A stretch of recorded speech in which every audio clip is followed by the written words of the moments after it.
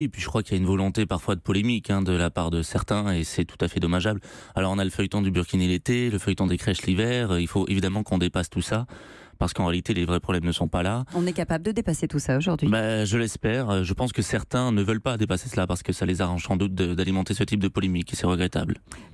Emmanuel Macron dit la laïcité c'est un socle. Vous êtes d'accord avec ça ? Bien sûr c'est un socle. Donc c'est quelque chose qui est censé nous réunir. Tout à fait, ça ne peut que nous réunir. Aujourd'hui, c'est quelque chose qui nous divise ? Exactement, et ça, c'est pas normal. Ceux qui l'utilisent pour exclure, pour diviser, ne comprennent pas, ne comprennent rien au sens même de la laïcité. La laïcité ne peut que rassembler.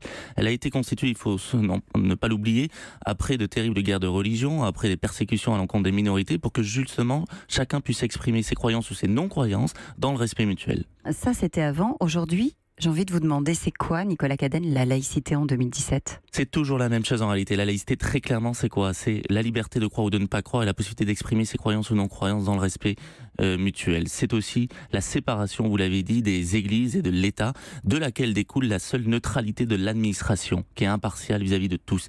Et c'est donc l'égalité de tous, quelles que soient leurs convictions, croyantes ou non, devant la loi, devant les services publics. Tout cela concourt finalement à l'idéal républicain de fraternité. Et c'est pour ça que la laïcité, en réalité, c'est un principe qui, vis-à-vis des convictions, permet la parfaite déclinaison du triptyque républicain.